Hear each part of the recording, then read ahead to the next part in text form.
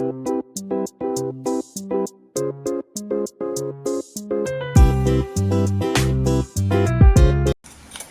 Kitchen मध्ये नमस्ते, मी बनवते शेंगदाण्याची चटणी। आई किचन मध्ये नमस्ते, मी बनवते शेंगदाण्याची चटणी। तर इथे आहे ना गॅसवर तवा ठेवलेला आहे। इथे 1 वाटी शेंगदाणा घेतलं। शेंगदाणा छान असं भाजून घ्यायचं। शेंगदाणा भाजताना आहे ना व्यवस्थित भाजायचं, कारण ती चटणी आहे ना चांगली टेस्टी पण होते आणि टिकते पण। तुम्हाला किती दिवस ठेवायची असली तर ती राहील, पण शेंगदाणा स्लो गॅसवर छान असं भाजून घ्या। इथे शेंगदाणा आहे ना छान असं भाजून घेतलेला आहे, छान असं गोल्डन कलर आणि पूर्णपणे शेंगदाण्याला डाग पडलेला आहे। इथे आहे ना शेंगदाणा काढून घ्यायचं। पहा, काढून घेतल्यानंतर आहे ना 15 मिनिटं पूर्णपणे थंड करायचं। थंड केल्यानंतर त्याची सालं काढून घ्यायची।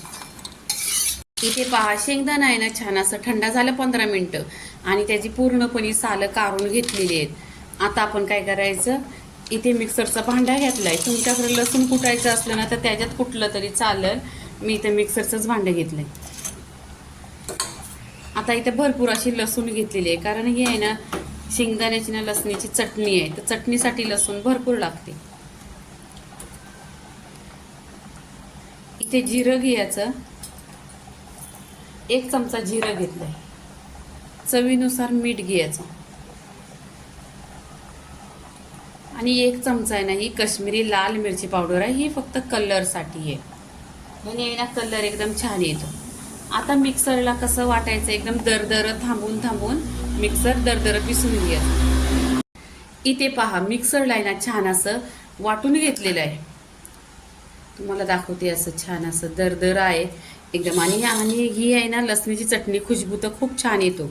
आणि साईड डिश म्हणून घरामध्ये काही नसेल ना तर अशी चटणी खाल्ली ना 2 चपात्या जास्त जाणार। पहा, कलर पण छान आहे आणि दिसायला पण खूप छान दिसते।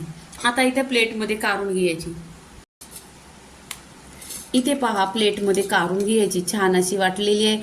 अशी आहे ना साईड डिश म्हणून जेवण जात नसला तर अशा रेसिपी साध्या सिंपल माझ्या चॅनलवर आहेत, त्या तुम्ही पहा। आता ह्याच्याजवळ आहे ना डाळ भात असला तर 1 नंबर लागणार। आता इथे पहा, शेंगदाण्याच्या चटणीचा व्हिडिओ पूर्णपणे झालेला आहे। लाईक करा, शेअर करा, सबस्क्राईब करा आणि नेहमीच खात राहा। धन्यवाद।